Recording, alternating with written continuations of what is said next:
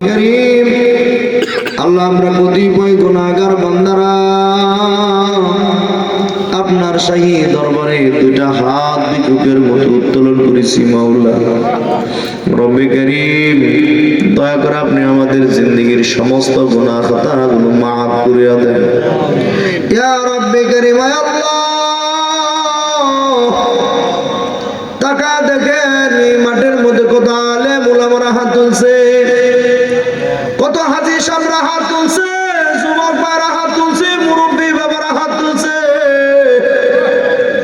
পর্দা নিশিন আম্মা যারা হাত তুলছে। রে মালিক, আমাদের মাঝখান থেকে যার হাত আপনার দরবারে পছন্দ হয় আল্লাহ, তার হাতকে জরিয়া করে আল্লাহ আপনি আমাদের জিন্দেগীর সব গুনাহগুলো মাফ করিয়া দেন।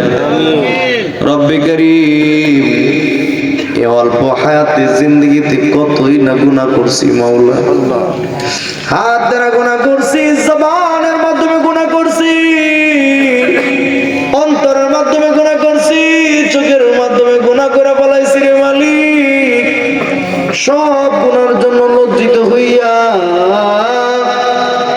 এই ময়দানে আপনার কাছে মাফ চাইতেছি। রে আল্লাহ, দয়া করে আপনি আল্লাহ আমাদেরকে মাফ করিয়া দেন। ইয়া রাব্বি কারীম, আল্লাহ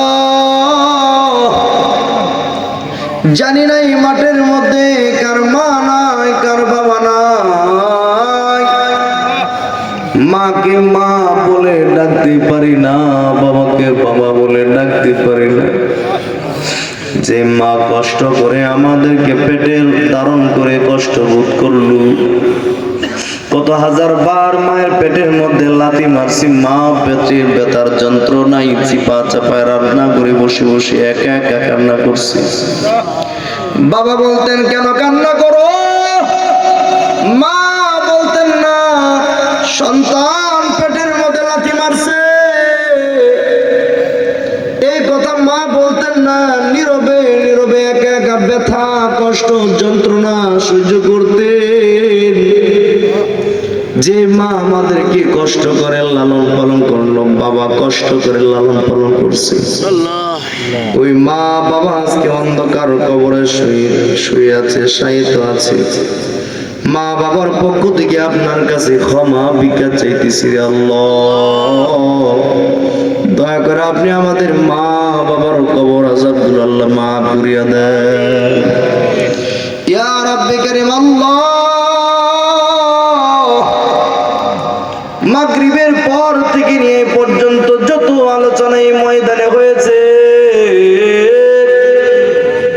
আল্লাহ, প্রত্যেকটা কথার উপর আমল করার তৌফিক দান করেন। আল্লাহ, আমার আগে মাওলানা যে আলোচনাগুলো করছে অত্যন্ত দামি দামি কথাগুলো বলছি, আল্লাহ ওনার কথাগুলোর উপর আমল করার তৌফিক দান করেন। ওনার আগে যিনি বয়ান করছেন ওনার বয়ানগুলোর উপর আমল করার তৌফিক দান করেন।